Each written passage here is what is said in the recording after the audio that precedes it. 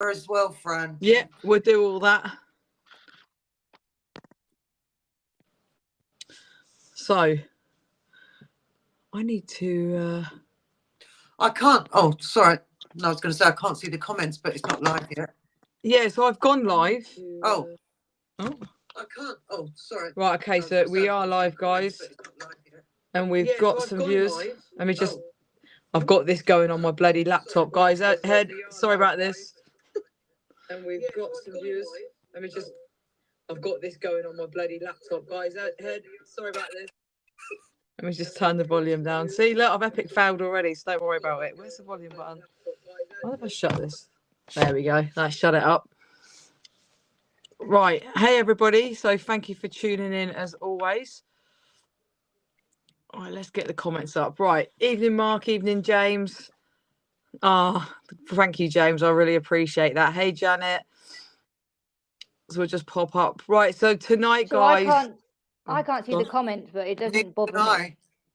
Okay, that's fine. So what I'll do is I'll pull out any questions. Yeah, we've just mastered it. So hi, Rachel. So I will pop up the questions that I think will be relevant. Hey, Lisa. So tonight, guys, I've got a really special guest. I mean, obviously we've got Glenna on. We all know Glenna, and I'm very grateful for her coming on. And I've got MJ. Chat to the right, MJ. I'm not quite sure. So anyway, Glenna, if you'd like to introduce yourself. Hi, my name's Glenna. I used to be a mental health specialist worker at HMP Bronzefield for a year. I'm a clinical hypnotherapist, a psychotherapist, and a mental health trainer. And Glenna's going to say this on behalf of Glenna and MJ. Just a little disclaimer. So just want to say that all opinions expressed in this room are our own personal opinions and may not necessarily reflect the opinions of the prison service. Okay, so everybody's click show chat on the top right of the video. Thank you very much. Hang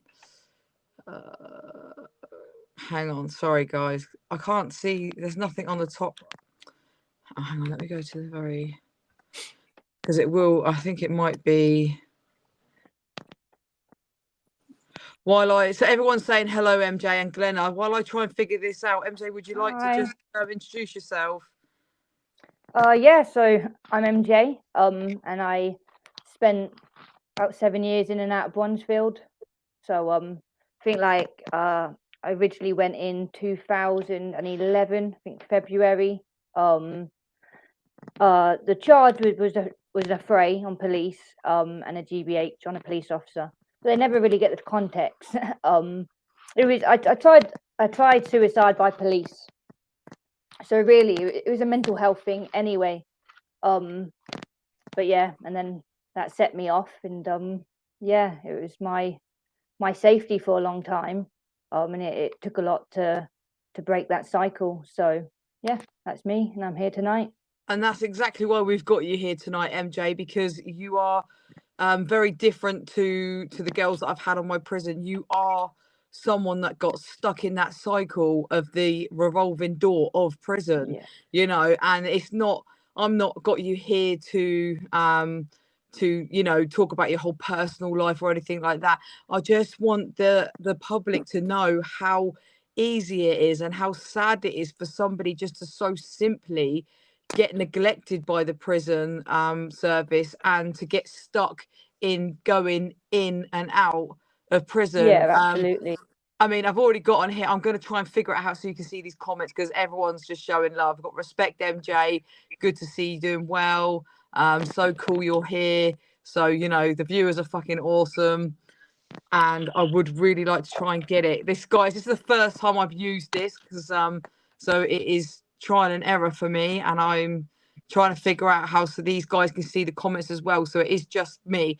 We are on a bit of borrowed time tonight with MJ, and I'm really, really grateful that she's even been able to spend any time with us. And sorry, I'm kind of reading the comments while talking. Welcome to the first multi-chat. So cool. Yes, you are the first one here, MJ, on the multi-chat. So that is awesome as well. So So yeah, so you know, in a total, I mean, I know you wasn't in prison for that amount of years. How many years did this go on and on for? I had to have a look. I had to get my DBS out earlier, you know, because I didn't even. God, like that. 13 pages, 39 convictions, and probably double the charges. Yeah. So I ended. In all fairness, like I was explaining this to Glenna earlier, I probably wouldn't have been sent to Bronzefield for that offence if it wasn't. So I left home very early, drugs very, very early on. So just chaos from about 15, I think. And I ended up in psychiatric units a lot. But I figured out quite quickly that it's better to be criminal than crazy. Criminal, you get a release date. Crazy, they can keep your ass. You know what I mean? Yeah, very, very true. Yeah. 100%. So Yeah. I won't go into massive detail, but basically, I was in a psychiatric hospital, and my mum had had her second stroke, first heart attack, and they weren't sure she was going to make it, and they wouldn't let me out to see her. So I decided to break out to see her. But I walked out the front door in a nurse's uniform, which I acquired by knocking her out.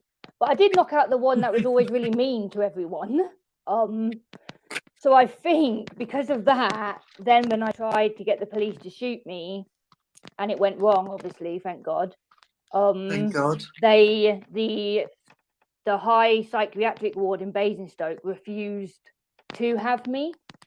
So unfortunately, so I ended up in Bronzefield, and I think I was what is it, YOI or something when I first went in, and I remember they're so lovely when you first go in, you know, like all the officers being all really nice. And I messed that up like within 10 days.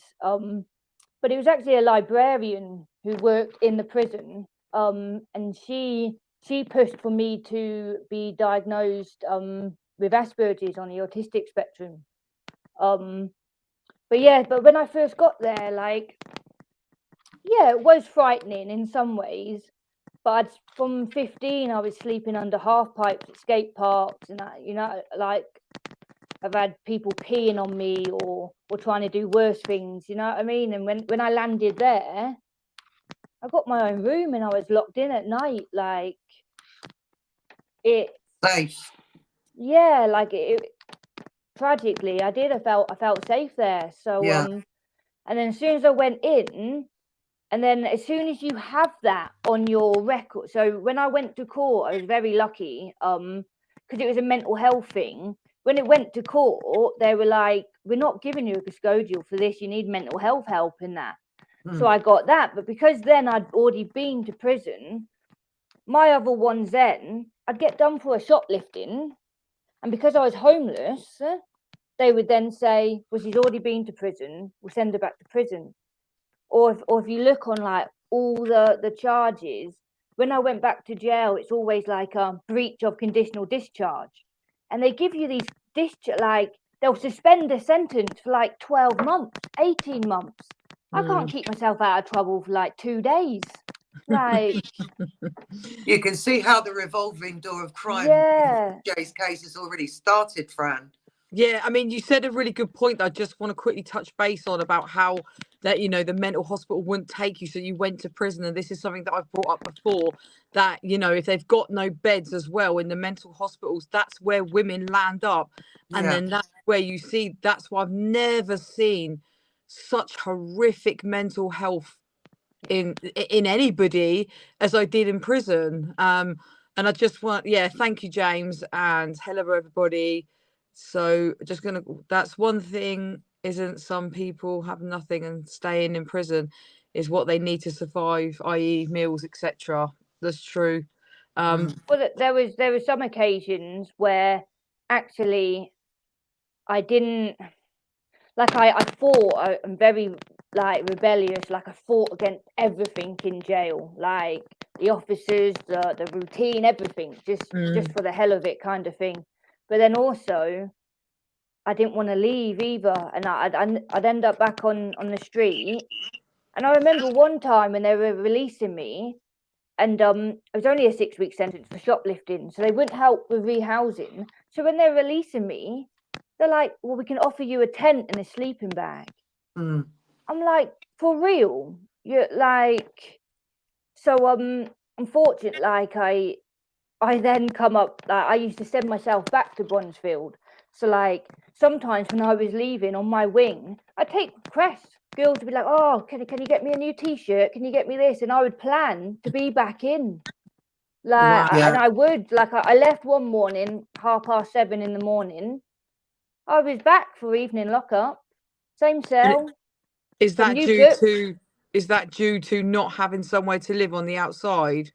Like I'd already planned it before. Like, yeah, so sometimes when I knew I wasn't gonna have anywhere, I'd be like, well, sod this, then I'll just come back in, and I'd do it as a little holiday. So I'd leave, and I'd go on a shoplifting spree, you know, get some new clothes, some books to take in to read, and then I'd send myself back. So I can be a bit vindictive. So like officers that weren't very kind to me, because I'm like I have like photographic memory, so I'd remember their collar numbers. So like after a while, they figured out what I was doing. But I'd go to the police station and I'd say I want to report a crime, and I'd ask for that police officer. And then when they come out, I'd headbutt them, because Bronzefield will only help rehouse you if you do a sentence longer than 6 months. Assaulting an officer, you get 6 months. So, Yeah. and then they'd help rehouse me. So that I've was. just got a comment saying thank you for sharing MJ with a heart, love.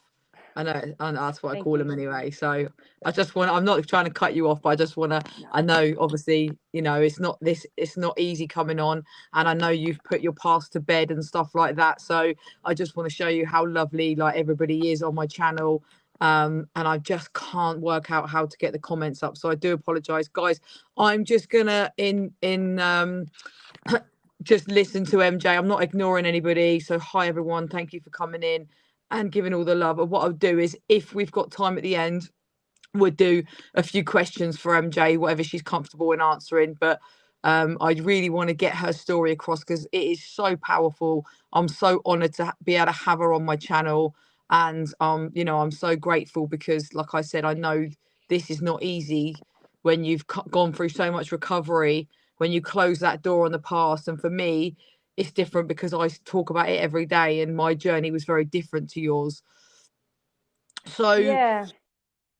you know how, so let's touch base on a little bit why Glenna's here. How did you meet Glenna? I mean, do you want to? So yeah, I met Glenna. So basically, I was saying this, I'm not sure if I'd have met Glenna a year before, things might have been different and not so successful, because I'm like, so that was my journey. So I'd be in a mess or whatever, so I'd send myself back to jail. And then when I'd come out, and like I'd promise myself, I'd be like I'd do horrific detoxes in there, you know, like just awful. And I'd tell myself like, right, I'm gonna do it this time, and I'd come out, and it's like they give you £47 discharge grant, so that's a bottle of whiskey before you even get a mile away from the prison. You know what I mean? Well, the shop's the road, isn't it? Yeah, just at the bottom of the prison. So I'd always end up in there. And and even when I'd give things a go, I'd get a hostel or somewhere they put me, and I'd try staying clean and things, but I never understood, like I do recovery now, and I understand the disease of addiction kind of thing, and I didn't know that before. And so either way, I'd mess up, I'd get a massive habit again, and like my option in my head, I think, well, I need to send myself back to jail. I didn't know about rehabs. I didn't know about detoxes. My way of sorting myself out was going in there. So Oh, I got comments now. Oh, I've got comments now. If I like them, I think they pop up. So what I'll do is someone's told me, but I think maybe where I'm doing it on my phone, I can't see what to do. So what I'll do is when you've got nice comments, I'm going to click like, and then it will pop up on the screen. Yeah. Oh, thank you. Sorry. But yeah, Carry on. that was a cycle that I got into. So then I'd send myself back to jail, and then just keep doing that. And then basically in 2016 was the last time I went in. I think it was after June or something, 2016, and it was quite a mess actually, that one. And I remember, like, normally you like go across Main Street, you know, to go to the house blocks, and people would holler my name, and like the previous years I'd be like, yeah, walk on, like, you know, like just like an idiot. And I knew something was different because, like, we walked out of Main Street and people started hollering my name, and I just put my head down. I was like, how am I back here? So yeah, and so things were a bit different this time, and I was in my cell one morning, and I'd been good, so I still had my TV for once. I was watching like This Morning or something, and it was about the Amy Winehouse Foundation. So I was nearer the, like, I'm not sure. I think it might have gone through like the drug worker or something in there, and I was put in contact with women in prison who Glenna was working for, and Glenna helped us reach out to the Amy Winehouse Foundation. They had a place in London, and they were like up for having me basically, and I was working alongside Glenna in that, and like I said, every other time I'd leave and you're just left to your own devices kind of thing. But in 2006, so I got out, I think it was January or February, I think, Glenna, wasn't it? 2017. A really good day on MJ's release. It was very emotional for both of us, because actually MJ was only the second person that I'd actually advocated for in the community, so I was really nervous as well. You know, there was a lot of responsibility to get MJ to the North London, wasn't it, MJ, the Amy Winehouse Foundation? Yeah, so you done, what was it? It was called something, wasn't it? But basically, the day I got released, Glenna met me at the gates. So obviously I've been working it with Glenna in the prison, so I knew her in that. So I come out, met Glenna, and we had to travel like underground and things, and yeah, it was a lot. And what was the song that person was singing at the tube station? I'm only human after all. Yeah. But anyway, we ended up in Kennington or Brixton, didn't we? And there was this really beautiful black woman standing outside the train station with her own keyboard, and she was playing I'm Only Human After All, and we just stood there, both of us. We were both mesmerized, weren't we? Yeah. And then MJ walked up to her and said, can I do some spoken poetry over the song? And so she did, and it was just fantastic. Oh, I forgot about that. Did you? Yeah, completely. Yeah, it was brilliant. I was standing there watching, thinking, God, you know what? This is such a special day. And then we went off and we had lunch, and it was no, before lunch, didn't we? I swear we didn't. Did we have lunch before we found the frigging place? We had lunch, and then we went off to try and find probation. Do you remember? Yeah, because but I still owe you for that stay. So traumatic. That was so traumatic. Because we got there, we found probation's address, and we got there, and I kid you not, this place was a building site. It had all been taken down, and there was a sticker which was about this big saying we have moved, but there was no address on it. So if it wasn't for Glenna, I'd have been recalled, because and you did have a bit of a meltdown, didn't you, saying I'm going to be effing recalled, I'm going to be recalled. And I was like, oh my God, you know, what do I do? So I just thought, right, okay. So I just flagged down this black cab, and I just piled us both into this cab after I'd spoken to the office saying, where's the new probation? You've really fucked us over here. Nobody's told us where to go. We've landed at a building site. MJ's now scared she's going to be recalled. This is absolutely disgusting. So they got back to us in about half an hour saying, well, you've got to go here. So we got there eventually, but it was just awful, wasn't it? Yeah. It was But like, luckily I had you, but how many women didn't have you and got there, wasn't there? I don't know how many women went to the same probation. Probably loads of them.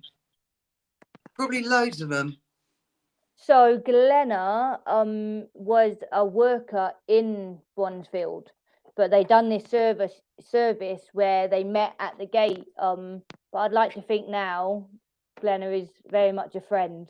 But we met. I definitely am. I love that. Nikki, sorry, I'm just going to answer Nikki's question. I wasn't employed by the prison. I was working for an independent organisation within the prison. Hope that answers your question. So let's go back a little bit before we kind of go on that. So time in prison, you know, well, to be honest, you mentioned earlier about people would be calling your name, and I just got to do a little shout out to Maxine Oliver. I have to, because I actually heard all about MJ, guys, before I ever had met her. This is the most bizarre thing. I mean, some of you would have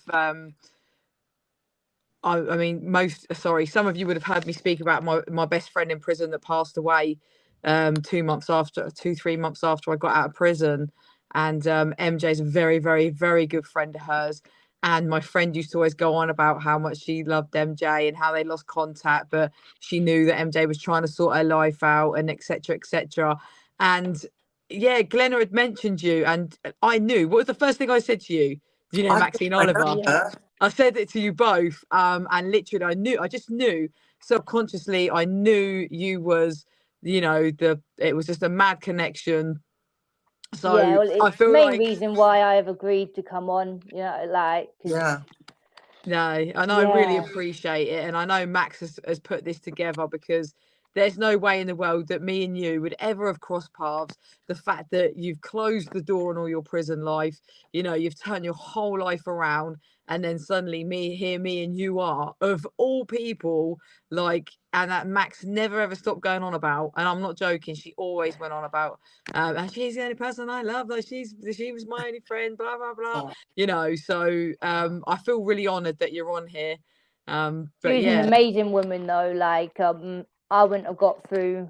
I wouldn't have. Not even half my time without her. I never would have got through my sentence either. I literally, you know, this girl Max, guys, literally, she was just, or never, very, very rare was she upset, you know, unless she had stuff going on outside, family wise.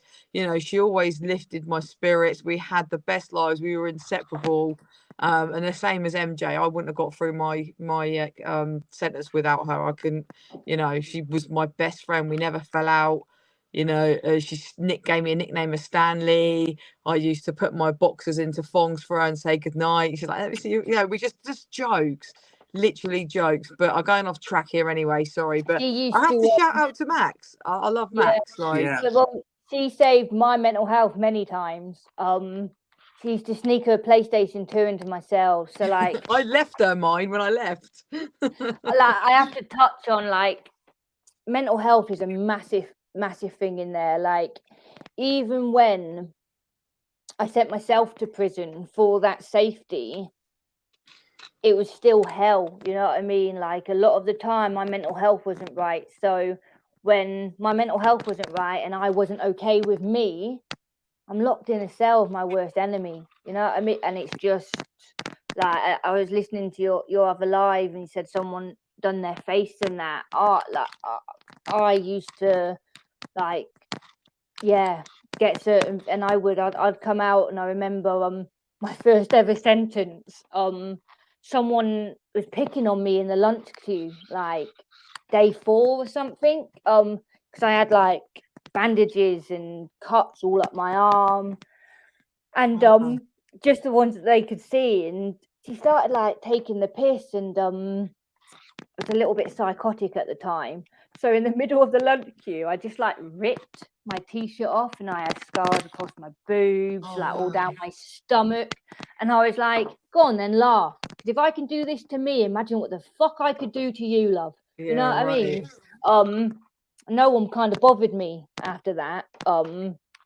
Didn't kind of say anything, but it was really hard, and they don't understand. Like, I was like, I think they could put, like, my dad, bless him, he's just paid £300 himself to be a mental health first aider. So you know, like in companies and that, you have like a normal first aider. Yeah. Well, they're now doing training for mental health first aiders. That's amazing. So like, yeah. That's the course that I'm an instructor in. Yeah. The mental health aid, yeah. But when you think of that, £300 for just over £1,000. It's supposed to be you free. Could have 4. Supposed to be like. It's supposed to be free, MJ. Is it? Well, yeah. Well, then they've got no excuse then. But like, even if it wasn't free and it was £300, that's like just over £1,000 for 4 people. You could alternate that and have one person in the jail in the evenings. You know, like just. Okay. I remember one time, actually, I'll mention on this, they have a phone, Samaritan phone, they put through the door. Call one of them, you know, if you can't get a listener or something. So I rang this person. So I'm in a prison cell, ringing off a Samaritan phone, and this Samaritan keeps going, have you tried going for a walk? I'm in a fucking prison cell. Open the window. What fucking window? There's a vent. Like, are you for real? You know, I mean, like... and the thing is this, well, because I was a listener and they come out and train you, and the Samaritans know, like, they know exactly what we're in. Like, they're just madness. So with the mental health, how do you think the prisons deal with that? Do you think it's the prison's fault if with so obviously we all know that there's nowhere near enough support on the mental health. I mean, you're firsthand someone that has gone through it on a different level. So like my mental health in lockdown, I was down, it's kind of like the norm thing when something like that happens, but for you, you've got a different, you had a different level of mental health. They don't take things seriously though, and because Bronzefield is a private jail, they get away with a lot more. So if you go in and they look at it like, oh, look, she's a smackhead, she's on heroin, she's on this, right? And we can't say names and things, but we had a nickname for a doctor, and I can say a nickname, it was Dr. No, right? Because you'd go in to like, I've been on antipsychotics since I was 16 years old. I'd go in and he'd be like, nah, she's on heroin, she doesn't need that, she's just a drug addict. And just stop antipsychotics that I've just been taking for like 12 years. Oh my God. And then I called healthcare Balamori in fucking Bronzefield, because it's just segregation basically with coloured painted doors. Like someone's having a psychotic breakdown, so you think, oh, we'll lock them in a room on their own for like 23 hours a day. How is that? They just do not take it, and if you have any kind of drug use, you go in and they don't have guidelines. They're a private jail. So someone who's coming in to do a 6-week sentence for shoplifting, and they've been on methadone for the last 18 months, strip them off their methadone, kick them out. I think it was a 6-month sentence, and 5 confirmed girls that I knew had died, gone out, been stripped off their methadone when they come in, went out, OD'd and died. And that was just the ones I knew in a 6-month period. I think that really come to light because when I was in Bronzefield in 2017 / beginning of 18, I was a recovery mentor. So obviously you know what that entails. I don't know if they had that then. Was the prisoners recovery mentors then? So I sat on quite a few courses and stuff, obviously with the other girls, supporting and stuff like that. And they did training on what's the pens called? Naltrexone. Yeah, so they started offering them to girls on the release of prison. So I feel like Yeah, they weren't doing that when I was So there. yeah, so I think clearly that became fully knowledgeable. Like, I think they kind of started not taking responsibility but trying to cover their asses more, but they started doing that and offering it to girls that were using, and doing little groups for like 3 sessions in total. And you're just saying, watching videos. I remember watching a video of someone, you know, ODing on heroin and whatnot, and they'd always pre-warn the girls of how dangerous it was to, you know, especially using something inside and going out and it, you know, using again, but it'd be so much stronger than what they would be getting hold of in prison, etc., etc. So, But also as well, like, even if they weren't getting things in jail, that no one, they'd take them off their methadone and not go through the risk that it, well, whilst I was there. I think my later on sentence they were, but they were just, people weren't understanding, you know, because they've come off their stuff in there, they'd use what they used to use and go over. yeah, they don't realise that, that what they've been taking is nothing, nowhere near the amount. There was a question about, it's just disappeared off my screen, but I think it was about what happens if you... There you go. I've just re-popped it up. Can you raise formal complaints? I raised so many formal complaints about so many different prison officers and medical staff, but as soon as I did that, first of all, the complaints all disappeared. Then I was targeted by the other members of staff. So it became very difficult for me in Bronzefield once that happened. Very difficult. I've got another one here. Right. Answer the question. I'm really sorry to hear that, Patricia. He went. Came out. Oh my God. I'm so sorry. So sorry, Patricia. So, literally, it's what did you only serve time in Bronzefield? Yeah, so only Bronzefield. So you were asking that earlier. So altogether, I was trying to go through and figure it out. So in those 7 years, I probably served about the same as you, about 3.5 to 4 years altogether, over 7 years. Yeah. And did you know? Sorry, did you say how many times you'd been in and out? Have we? Roughly. Like, just a rough guess. That just for the viewers, just to show how mad this is when you get stuck in that revolving door. Over 15 to 20, I believe. Over 15 to 20 times, guys, that MJ was going in and out. Actually, that's a lie. It's probably around 20 to 27.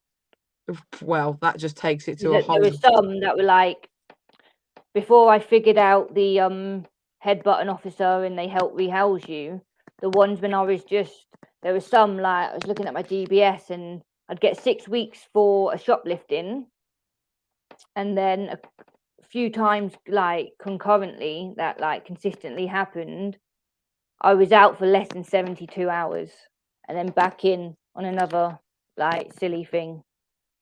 So we're talking between 20 and 30, you know, sort about of 4 to 5 times a year at the beginning I was going in. For the first 2-3 years, 5 times a year I went in.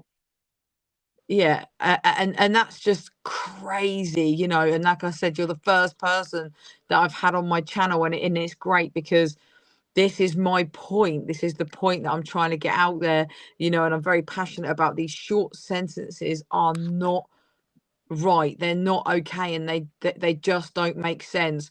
You know, people go in and they lose everything, and once you've been to prison once, there's no fear of going back again. I mean, some people it can absolutely petrify. And if I'm really honest, if it wasn't for my mum being so ill, and if I'd gone in at 25 years old and done even 3-4 months, because I did like 11 days, that was enough to, well, it wasn't enough to scare me because I carried on doing what I'd done. But you know, if I'd done 6 months or whatever at 25 or whatever, I'd been in and out, because once that fear of prison's gone, you know, once that fear of prison's gone, that's it. So you've got that safety net in there. You know, you're going to get locked behind your door. You know, you're getting fed. You know, you've got no bills. You know, I just want to, with Patricia saying that, like, it is discussed. Like, some things have changed a bit, but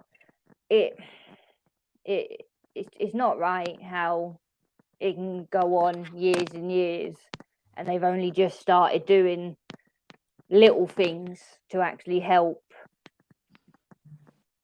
It's, yeah. I think. Do you think there's a massive difference between private prisons and government-run prisons? Because when I was in Bronzefield, it felt very much like me that they were sort of had their own rules. They made them up, really. Do you know what? For me, because I've been in both, I feel like Bronzefield's hectic. There's too many women to give the support to. So it's really neglected. I feel like, just from a few things MJ said, they do a little bit more, but is these little courses, because they don't want the stigma against that prison, because Yeah. literally they're getting released from there and they're dying. So is it for the right reasons? And again, MJ, you pointed out about healthcare. I remember the first time I walked down there with one of my other recovery workers, a prisoner, and she was like, make sure you stand back against the wall, because they throw. And it was like, wow, these girls are mentally ill, and they're literally and they're thrown in a room and they're just locked away and they're forgotten about, like literally. I'm not entirely sure if it will show up on here, but I've got a crack in my skull where I was put down healthcare, and I was so distressed. Like I get, when I'm unwell and off antipsychotics that I need to be on, I have like different personalities, and I have like I used to have like demons in my head that were trying to get out, and no one would help me, and I don't know how long I'd been in there, and I just remember running at the door, and I ran at this door maybe 40 times before I blacked out. I blacked out because I ended up in hospital with a cracked skull, and they just allowed me to keep running and running, until they come to check on me, and I'm on the floor bleeding, and obviously woke up at hospital. Yeah, it's disgusting. And I think Bronzefield, are horrific in the support in mental health. Now, in Send, they have what do they call it? Something watch, something suicide watch. So there's like, I think there's 2 cells. There's definitely one. I can't remember, but what happens is you go in there, but an officer sits there 24 hours. So like the American prison bars, they have that, so they can see you. They can see everything you're doing, even to the point of going to the toilet, but they have somebody there to watch you. And it's the same in police stations. Even then, like they'd sit and watch you. They wouldn't just leave you there on your own. But the interesting thing, so I've actually been in Send, not as a prisoner. So when I was 16 years old, I got put on a ISSP, which is an intense supervisional surveillance program. So you're tagged. I was court ordered to do Prince's Trust for 12 weeks, and every Thursday I'd be picked up by probation, and we'd go to Send prison, and I'd sit with the girls, and they'd tell me, you don't want to end up in here, blah blah blah. And obviously I didn't end up in that jail. But yeah. Did you go onto the RAP? Did they take you onto the RAP course? Like in a little porter cabin where the girls sit that's the course that I done. Yeah. Well, one of the girls that I was friendly with on there, I met a couple of years later in Bronzefield. Bloody hell. MJ and I personally know somebody in Bronzefield that was in SEG for 5 years. Yeah. Without being, I mean, and the prison ombudsman got involved. I don't know what they're called. The powers over the prison. So we're talking about Joe here? No. Oh, right. Okay. Bloody hell. No, we're not talking about her. She was left in squalid conditions for 5 years. Yeah. Wow. That's and horrific. To be honest, she was like, she was a scary lady to look at, but she was actually really lovely. Like, I had conversations. Yeah. Sorry. What did you say, Glenna? She was a lovely lady, and she certainly didn't deserve that. It was absolutely disgraceful. That's just messed up. That will fuck your head up even more. Mark, yeah, do you know what? That's an intention of something that I'd like to do. I'd like to get into schools. I mean, it's just to show how, because I come from the drug world, so that's the problem with the kids in school nowadays. That's so easy to get into. I mean, I was 13 when I got into that world, so that's definitely something that I'd like to do and just show you, talk about the things that I actually, the guys that I hung around with and the madness I saw, the madness I was involved with, and all that kind of stuff. But anyway, that's enough about me. I think, I'm working like in my recovery base up north. There's like someone set up a little thing, and we're looking at doing that. So in schools they do like a drug, like even when I was in school they done like the drug awareness thing, and I remember they gave me this little leaflet, right? I kept that leaflet until I was like 19, and I ticked off every drug that I'd done on it, and wrote little notes. Like they just and now like this group where I've been asked to do some schools, so they do the drug awareness group now, the schools, and then us like recovering addicts, we go in and tell our stories so they can see they're not just looking at a leaflet with what these drugs can do. We're proof of actually, we done that, and it's not the path to go down. So. No, yeah, it's very powerful, and I think it needs to be done more. So yeah, so where are we at? We're getting so drafted off now. I keep popping people's questions up, and I know there's a million things I want to ask or talk about. What I want to talk a bit about like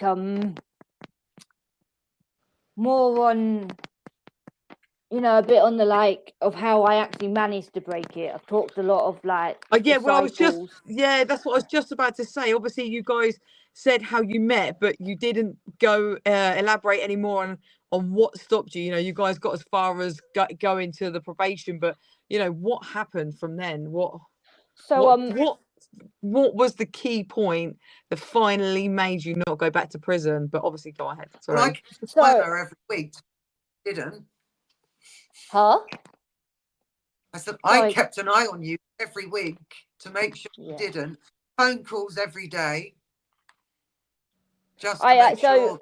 I messed it up because what I didn't understand is I didn't understand the word complete abstinence. Like all hostels and things I've been in, they say you can't take drugs. You just hide it. You know what I mean? So I'd been in this Amy Winehouse Foundation for a week, and I was only coming up for a bit of cannabis and a bit of speed. I thought I've cracked this. I've been out of jail a week and I've not had crack cocaine or heroin. Like I'm doing well, good me.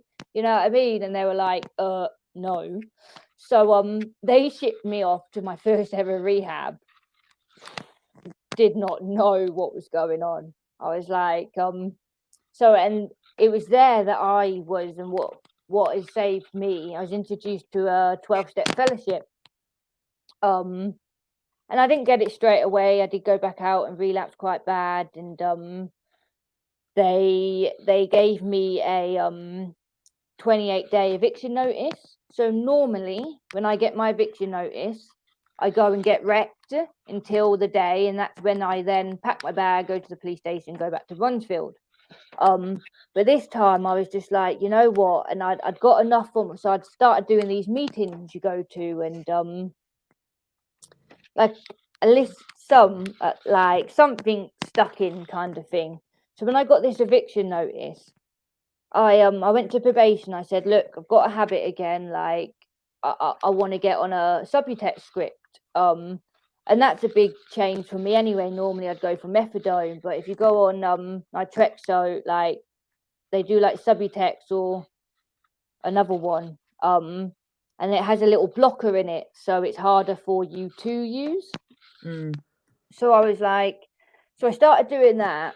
And I was doing it for me, and London has an amazing recovery. So I was doing 3 meetings a day, and I think it was about 5 days before I was due to leave.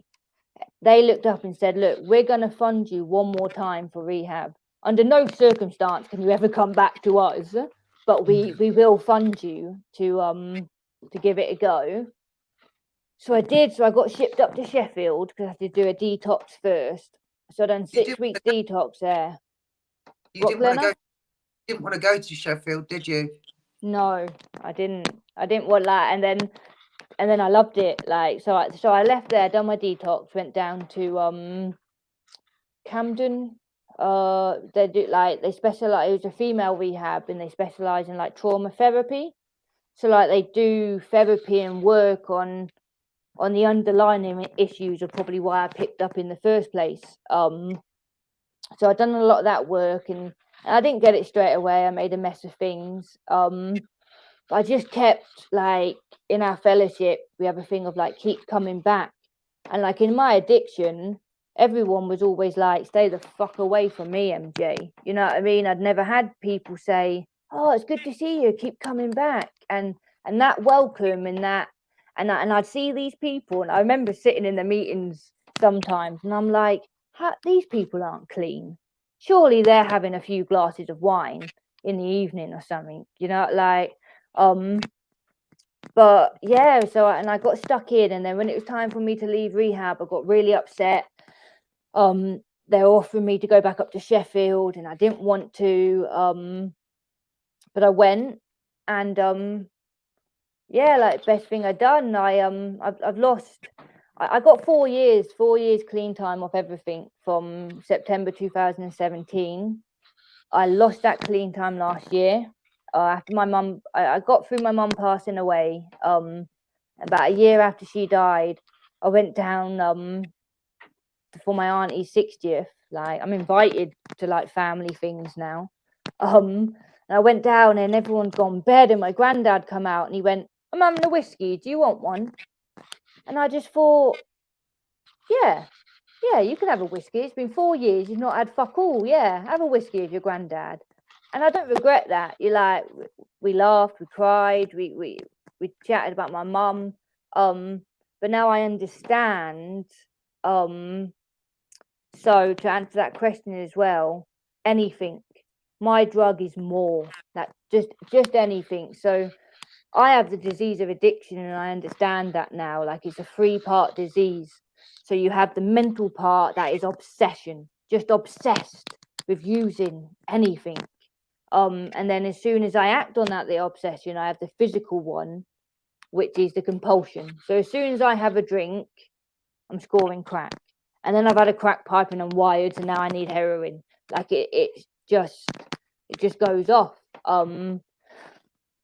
And then the third part is a spiritual malady. So, and we call it the spiritual malady because it's our self-centeredness. So like, yeah, so it's just chronic self-centeredness, and that was me. Like, I do a lot of work around things now, and have to acknowledge a lot of harm and things I caused. And I didn't even acknowledge it, you know what I mean? Because I thought it was me against the world. Like, oh, poor me, no one's had it worse than me. You know, it's very easy to get, and it's very easy to get stuck on that. So it's been tough. Like, it hasn't been an easy process, and I've messed up. I picked up my 6-month key ring last Friday, so I'm 6 months back from I didn't. I'm very lucky that I made it back before I went back to my main drugs that were heroin and crack cocaine. But that's how like insidious and cunning this disease is, because I've done 4 years clean. So then I'm like, my head's telling me I've got quite serious health conditions. So doctors are giving me codeine and offering me Oromorph. So like, after I had this drink with my granddad, that took the defense. So then my head's going, hey, you used to be a smackhead. So instead of taking these opiates from the doctor, why don't we just go buy some weed? Just have a spliff. That'll do you, Em. You know what I mean? It kept me out for a year. For a year I was out, and it's progressive. You know what I mean? And I was very lucky. I got spiked. And thank God I made it back to my partner. But but I was paralyzed on the bathroom floor, and I could move my eyes, and I was just going, help me, help me. So so it took me that to be like, right, I've got to do this. So I went to the doctor, and I've gone, I want off these codeine, because even though I'm taking them by the doctor, my brain doesn't understand. Doctor says, MJ says. So as soon as I have that codeine, it just starts everything in my head. So I just have to be very vigilant. So that's yes. Sorry to cut you off, because it's literally on the tip of my tongue, and I know I'll forget to say it. That's the problem that people don't understand with addiction. Like, I'm a recovering addict. Like, I have the most addictive personality. Like, this is my biggest thing at the minute. But it comes in different forms. It doesn't have to be drugs. It doesn't have to be drink. It can be OCD. It can be cleaning. It can do, it can be anything. But I never forget doing so in prison in Send, you obviously know they do the first 5 steps. And I'll never forget, I was sat there, and big up to Angie. I don't know if she ever watched this, but one of the counsellors, they were all amazing, actually. All 4 of them were absolutely out of this world. But I remember sitting there one day, and just as you described it, they call it the triangle of the brain. self-obsession. That's it. So I never forget, sat there, and she's explained it. I am just flipped around in my chair, and I'm bawling like a baby. And she's come down, and she's like, what's going on, Fran? I was like, Angie, like, I literally thought I was so fucked up in my head. I never knew there was other people like me. I never knew there was other people like me. And this is why this course that I didn't think I needed to do, because I haven't touched drugs for God knows how many years. Or I used to like take coke and stuff before prison, but I was never on hard drugs, from the age of 20. So I'm not like an addict, I can take it and leave it. And literally, I wanted to do this course just to be a recovery mentor and Send. They wanted me to do it.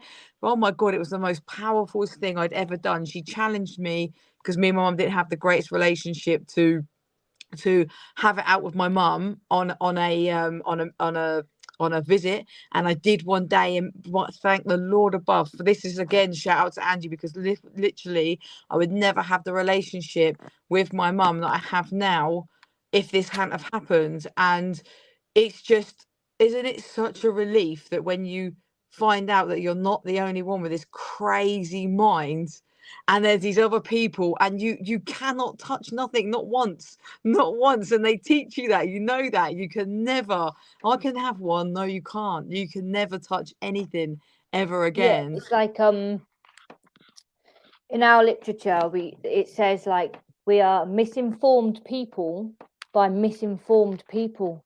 So, like, for years I had drug workers in that, and they'd be like, oh, do a drug diary. Oh yeah, because, like, when I'm smoking crack at 2 o'clock in the morning, I'm going to take time to write down what I'm doing. Like, or they'd be like, paranoid enough as it is. Yeah, and then they're like, well, have you thought about not injecting your heroin and smoking it? We can give you tinfoil.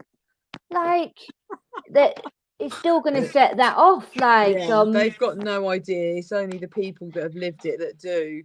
But one of the meetings, when you were saying, I bawled out crying, because it was a reading, and I can't get it completely, but it says, we learned that we were hopelessly sick, not morally bad. And for such a long time, I thought I was bad. I thought I deserved all this stuff that was happening to me, because I was a bad person. And actually I wasn't. I was sick. I was hopelessly sick, not morally bad. It's an illness. That's the thing that people don't understand. And another thing I learned is that actually everybody is born with addiction, and there's something in your life that triggers it, and it either triggers it or it never does. So it's basically there. It's a chemical in your brain, and you can go for a trauma or something, they'll activate it. And some people just never have it activated. And that's why some people that have an obsession with cleaning will never say, I've got an addiction, because they never understand addiction is drug or alcohol. End of. But they don't understand. And because they've not sat and done these courses or spoke to people in the same world, I bet if you sat someone in AA or whatever, NA, for 6 sessions, they will go, oh my God, I can relate. And they've never touched a drug in their life. But this addiction is triggered by something. The chemical is triggered. So it's madness anyway. Also, as well, like, and I'd only learnt this more recently. So people with ADHD are actually a lot more prone to being an addict and getting addiction, because our brain doesn't produce enough dopamine. So certain drugs, especially like heroin, opiates, or crack cocaine, crystal meth, it ups the dopamine. So someone who's got ADHD, if they use an opiate, it's going to feel a hell of a lot better to them than someone who hasn't got ADHD. Well, when I was younger, I was telling MJ earlier, I had a really bad case of Tourette's when I was younger, and that was back in the 70s. So they weren't really sure what it was. They call it a tic disorder. And my mother took me to the doctors, and from the age of 3, I was put on liquid Valium. Oh wow! Wow. So from the age of 3 to the age of 15, I was on liquid Valium. Jesus. I was on that might have been something I was on a benzodiazepine from about the age of 9. Yeah, that's what they used to do back in the 70s. My sister was also put on liquid Valium because she had really bad anxiety. We were like a family walking around like zombies. Yeah. But I didn't even realise it was only quite recently on, because it was like a blackcurrant liquid I had when I was a kid, and it was supposed to help with my depression or something. And it was a lot later on that actually, it had benzodiazepines in it. Bloody hell. Yeah, that's madness. But anyway, I've gone. Sorry. Life, because then I started on caffeine because I wanted to stay in that state of, I call it inertia. Yeah, low and hell? like, and that's because the GP thought it was a good idea to put me on liquid Valium. It's madness. So I know, like, obviously I don't know how we're doing for time at the minute. So okay, so you've got this help, you've had your relapse and stuff, but what do you think pulled out? Just because it was the drink? Like, when had you before that already been like, I'm not going back to prison? I mean, 4 years is a long time to stay out of prison, especially if you've been in and out like 27 times. So I've been out almost 7 years now. So I've almost been out longer than the time I spent in and out. So isn't that amazing? Yeah. So I when I went down to London to finish my rehab, so because I touched on this, so in 2014 I stayed the longest out, stayed out for almost over a year, but probably wasn't by choice. So I fell 16 meters from an oak tree and shattered my pelvis. So I was in hospital 6 months, a wheelchair 9 months, and from that they put me on pregabalin, which is majorly addictive and very fun if you drink with it. So yeah, so that was my safety, because that was done by orthopedic doctors, and that Bronzefield, even Dr. No couldn't stop that. So I was on 600 mil pregabalin a day, and I could get 30 grams for 300 mil, so that was my security. So I knew whenever I ended up back in jail, well, I'm cushy, me, I've got my pregabalin. So when I went down to the rehab in London 3 months before they were looking to I've been doing like the meetings and that down there and the work in rehab. 3 months before I was getting ready to leave, I looked up for my own thing and said, I want to come off my pregabalin. I want to get rid of that safety net. Yeah. And that's what I done. So I come off that, and to be honest, I would be the worst criminal ever now. Like, the main thing in that, like, we're supposed to work an honesty program. I don't get my program completely right, especially not with the frigging benefits. You're honest with them, they'll have you living in a cardboard box, you know what I mean? But yeah, so it was just kind of changing them, and I have some guilt in that around things, because like with Maxine, I never got to reconnect. I didn't know how to. Like, I remember when I left, so in that 2014 when I fell from the tree, like, it was an attempt to take my own life. So when I shattered my pelvis and things, I was in hospital and I had to learn to walk again, and then I ended up back in jail in 2015. I'd done Christmas 2015 and Christmas 2016 in there. And at this point, she'd been moved to Send. And I remember, and then obviously when I got out in 2017, I went straight to the rehab. Well, the Amy Winehouse, and then to the rehab. And I remember I didn't know how to reach back out. I felt ashamed that I tried taking my life and things. So I didn't know how to kind of reach out. And I done the rehab and that, and I had to change everything, and that's what I'd done. So when I left and I went up to Sheffield, I tried to live as honestly as I can. So like, I'd ring my sponsor and she'd ask questions. Have you harmed anyone today? Have you stolen today? So at first I was like, define stealing. Well, if you're asking me that, you've stolen something. Well, no, I've not nicked anything from a shop, but I've gone in a cafe, I've bought a coffee, right? I've used their toilet, and they had 6 rolls of Cushell toilet paper. So I only took 2, you know what I mean? And I put 50p in the tip pot. No, MJ.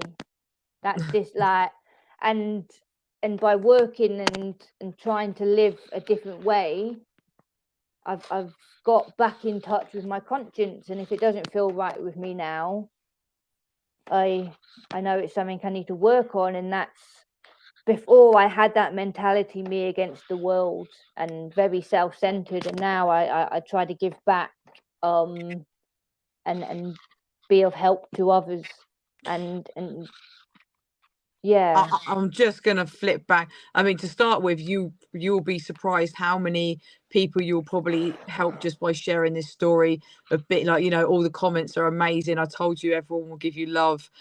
You know, everyone just thinks you're brave. You know, you're honest, and not many people do that. And someone could watch this and go, do you know what? I'm not alone, mate. I am that crazy nut job. They mentioned AA. Let me go and see what that's about. You know. But I'm going to go back a little bit to the Max thing, and I've said it to you off camera, and I'm going to say it to you on camera. Never ever feel that guilt, MJ. You had to shut that door. You know, obviously, you know, you and Max obviously would have probably got up to stuff in prison. So she, you know, she was still in a different world that you needed to close that door on and move on to get to where you are now. And I'm telling you now, hand on my heart, and I'm very straight up and honest, I never would have mentioned Max to you if she ever said one bad word about you. She loved you dearly, and all she ever wanted was just to know that you was okay. I think that's what worried her, if anything. And honestly, she literally absolutely adored you. And I know for a fact, if she ever felt a type of way that you hadn't been in contact, she would have badmouthed you, and I just wouldn't have said anything. I just wouldn't have said anything, because what's the point of me, you know, bringing it up, upsetting anybody, because I just wouldn't. I just would have kept my mouth shut. But that girl absolutely adored you. Like I said, I heard all about you through my whole, like, and you know, what did I send? I think 2 years I was in there. I was in there for a couple of years anyway, maybe a bit more in Send, and that's all I heard about was MJ. Your picture was up on our wall. You did look different in the picture to what you do now. So don't ever think for 1 second that, you know, don't ever hold on to guilt. Sorry, is what I'm trying to say. Yeah, thank you. I think, well, it's something you always kind of live with, like, but I just want to touch on, so with what I really struggled with. So I like about my fellowship is that in our literature, we say we're a spiritual program, not religious, right? So, and we call it the spiritual part. So, a lot of the steps will have like higher power in it, or the word God. And I really struggled with that, and I think a lot of people do, until I got my head around it's just a higher power, right? And or power greater. And I handed my life and my will over to a power greater of my life every day, and that was drugs for many years. You know what I mean? So when I got my head around that, I was like, well, yeah, there's good and bad in the world, and if there's drugs and things like that, there's got to be something. And like we use the word God as good orderly direction, or call That's for it, drug yeah. use.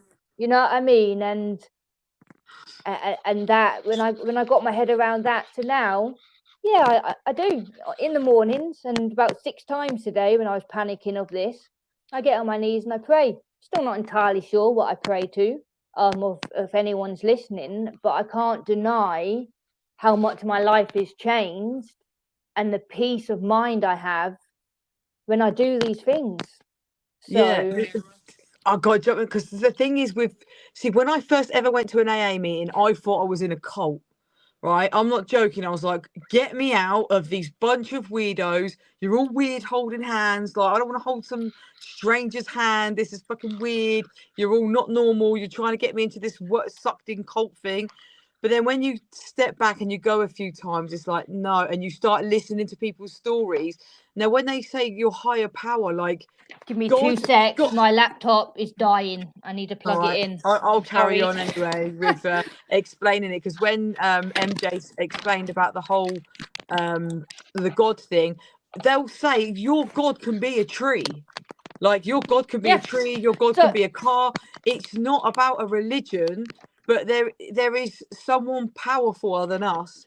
So therefore, it's a God or a goddess. So whatever you want to call it, that's up to you. But they just like you said, you explain what it means. Yeah, so everyone laughed at me, but the joke was on me, really. Because so when I was in rehab, we had to have a higher power, right? So I took the piss. So in the morning, I'm making my toast, and I would do my prayers at the toaster. And they're like, "What are you doing?" I'm like, "You said get a higher power. That toaster has watts. I don't have fucking watts, so that can be my higher power." You know? But the joke was on me because I'd done the prayers, and yeah, that's the kind of banner that I literally now. would have. I know. Yeah. I know. Amen to like AA and all that sort of stuff, because literally it's changed my whole life. Like, literally it's changed my whole life. That has. I'm not cured. I'll never be cured. My mind is still crazy mad. Like, literally crazy mad. But I have what do they call it? Coping tools and stuff like that. Like, yeah. Toolbox. Well, I think you're both amazing, and I think you need to both look back on this video and see how amazing you both really are. I do have to say though, so it went away, but unfortunately, Patricia, I'm happily engaged, because even that's why I met my partner at a convention, at a recovery convention. They say that's naughty, don't they? Though 13 stepping. Well, it's not really, because we weren't newcomers. It's a bit different. It's when like long-term people are like, they prey on the newcomers, the new ones. that, yeah, that's fair enough. Guys, so is there any? Oh no, I tell you what. Actually, I know you mentioned to me about a poem, and I want you to read that out before we end this live. But is there anything else you wanted to cover, MJ? Is there any? I feel like, yeah, it's gone quite deep, and I like it, and I really, really appreciate you being so open and honest, because it's powerful, man. It's powerful when people speak out. Well, thank you for having me. And like I still have that thinking in my head, like even when I'm in meetings and that, like my head will tell me like, oh, don't share, you've not got a message, like you've got nothing, like, and all I can do is just be me and tell mine, and hopefully someone can get something from it, then yeah. I mean, everyone's literally loved you in here tonight, MJ. I've pinged up quite a few comments. Yeah, thank you very much. But has anyone got any questions before we wrap it up? Right, hang on. I'm going to ping some of these comments just so you can have a little read, because you know I'm not gonna beat around the bush. You know, I hope I'm not trying to embarrass you anyway. But MJ was a little bit nervous. She hasn't spoken about prison and stuff like that for a long time. So like, it's not thank you to me, MJ. It's thank you to you.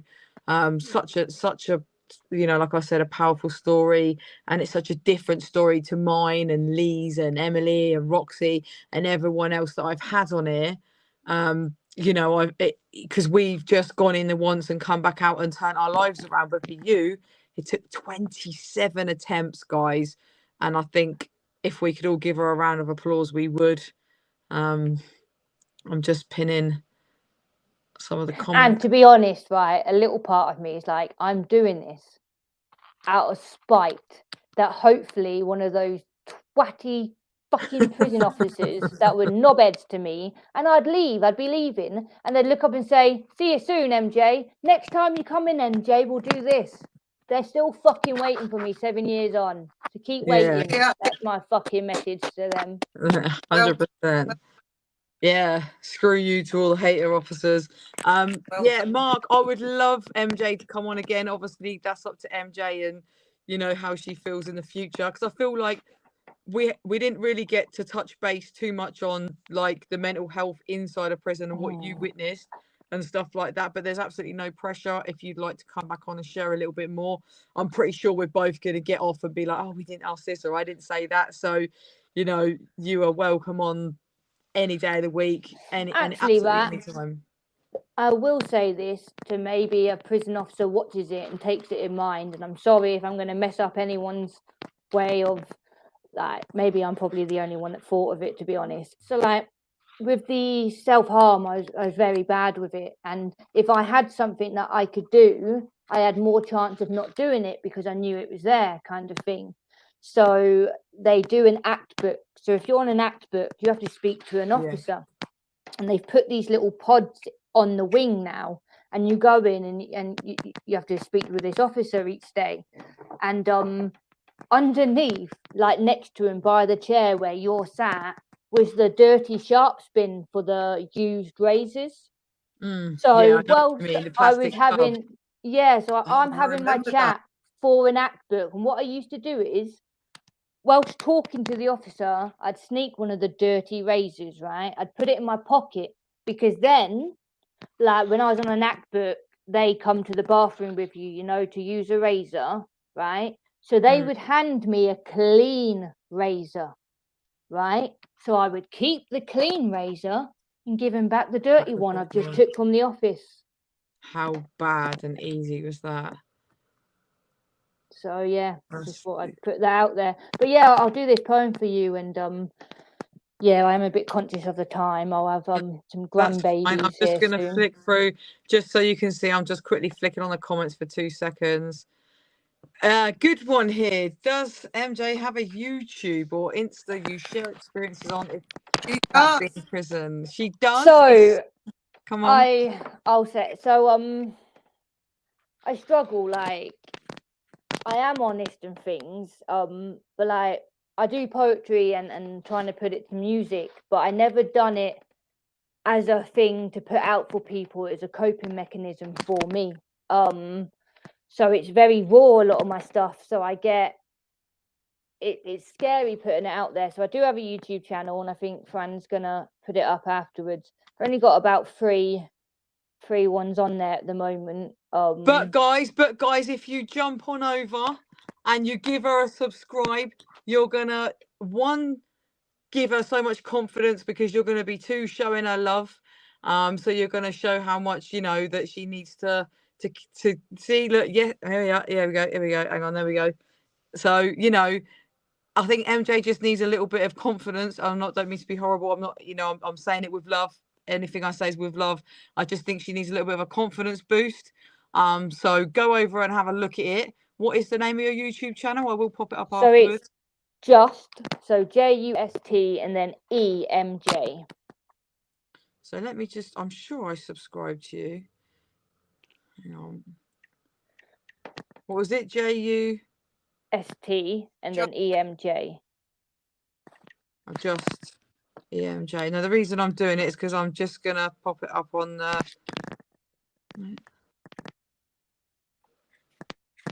I'm just gonna pop it up on here. There we go. So you might not. Where am I going with this?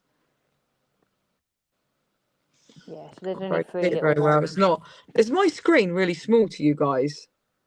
Quite small. So guys, yeah, jump over afterwards, and that's the one. Thank you. It's just EMJ. Yeah, give her a subscribe, and then she can't have all you guys subscribing to her and not doing any work. No pressure or anything. So yeah, so the one this there slide. we go. Look at that. Oh, thank you very much. So what's that? Can I just ask you, have answered, but if one thing you would change with prison, what would it be? Training. Yeah, and I do not agree with private jails in this country. Oh, and that too. Yeah, that's my one. I don't think we should have private. No. Because they've got grey lines then. And yeah. Yeah, they do. No. They destroy a lot of people. Yeah. Oh, thank you, ex-pret. I don't know how I even say that. Ex-pret manager staff speaks out. So you're just thank you very much. So they've put the link in the bio. Samantha, if you look at the comment above, the link's in there. So you are out there now, MJ. Right, I'm not going to pin any more questions. If you would like to share your plan with us, I'll be really grateful. Yeah, so it's just a short one. So for some weird fucking reason, on House Block 1, where everyone's on fucking drugs anyway, like coming off them, in Brunsfield, they have a Monopoly board on each fucking wing. So 2015, I was spending my first Christmas in there, and I was playing Monopoly with someone, and like my first go round, I landed on go straight to jail. So it really pissed me off. So I threw the board and shouted to God that you think this is fucking funny, don't you? And rah rah rah. So they locked me behind my door. No TV or anything. So like I said, it was an outlet, so I'd make rhyme. So I made this little Monopoly rhyme. So when the officer come to talk to me, see if I was okay to leave, be back with the others, I said, yeah, look, and just rapped at her and rapped this thing. And I couldn't read or write at this point. I wanted to touch on that. That's one good thing about Jet. Like I learned to read and write. So shout out Toe by Toe workers in there. So yeah, she wrote it out for me. And I won a poetry competition in Brunsfield. I got like £10 canteen. So yes, it's called Monopoly. So Monopoly, let's look at the philosophy. Go straight to jail. Do not collect your £200. In the real world, that was blue lights and siren sounds. In the game, on the little hat, sat in jail. So I guess curiosity does kill the cat. The little car races by, stops for a bit to say hi. But where I am in here, there is no get out of jail free card. In here, you're stuck to face the fear, even if you are sincere. When my hat gets out, we'll probably buy a house or two, or even maybe 3. But you can't compare this game to reality. That'd be pure insanity. This is no game. I acted out in pain. I'm the only one to blame. In here, there are no winners, only the changed and the sinners. Oh. Thank you so much for having me. All right, you're not going anywhere yet. Just 1 second, because I want that someone's just going to pop up the correct link in the chat quickly for your YouTube channel. I love that. That was amazing. And that's what I'm saying. Brilliant. You literally If you badger me, I will put new videos up. Well, guys, just keep commenting on her old videos. Who's music for you? Yeah, literally. I've that's a point actually, because a friend's just done me my own beat. So maybe the next one I'll put up, I'll do it to some music. Yeah. Okay. No. Yeah. Honestly, you've got, and it's you're expressing your feelings, and this is what a lot of people need. And people will literally just be able to just listen to you and relate. Honestly, like I've said it already, MJ, it's an absolute pleasure. You know, me and you are going to stay in contact whether you come back on my channel or not. It's not an option for us not to be in contact now. I don't want to get haunted by Max. I'm good. So literally, no, honestly. And I know it took quite a bit for you to come on tonight. So I am really, really grateful. Everybody absolutely loves you. Everybody wants you to come back. So, you know, if you do, you do. Happy days. But if not, she's going to be working on her YouTube channel, guys. So, you know, you will be seeing more of her. Well, thank you so Glenna, much for having me. you're Yeah, welcome. and yeah, well, thank you for your friendship and that as well now, Fran. And Glenna, I love you. And thank you Oh, for I love you more. everything you've done for me. I love you more, baby. Yeah, look, so Glenna, thank you very much for coming on. I appreciate it. You couldn't not be on here with MJ. Obviously, you are her recovery. Like, you know, from the sounds of it, without you, she may not have been where she's at, you know, got there as quick as she Definitely did. You know what I'm trying to say.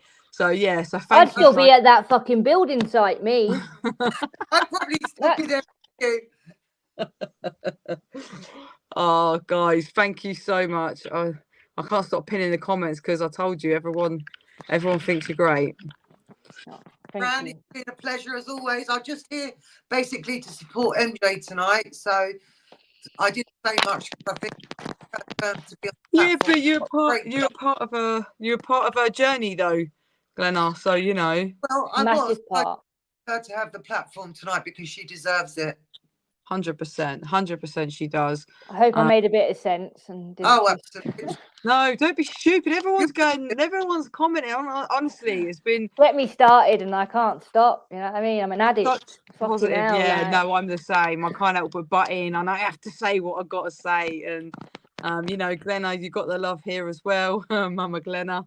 Literally, no. Yeah, it's been amazing. I'm so grateful. And guys, as always, I'm so grateful for you being here and always staying loyal and staying tuned in. It means a lot. And I'm really grateful. And I'm grateful for so much love. And I'm also grateful for how much love you've shown MJ tonight. So thank you. Yeah, thanks. Well, big up you as well, though. Like, I've been like, I'm glad Glenna put me in touch with you and like got massive respect for you, you know, doing the work you do in this channel. And yeah, thank you. I appreciate it. We'll thank meet you, Happy. We'll meet again. Yes, we sure will. We will be back. Until next time. Yes. Yeah, not even one troll. Good night, everybody. Thank you. See you later. Good night. Bye. Bye.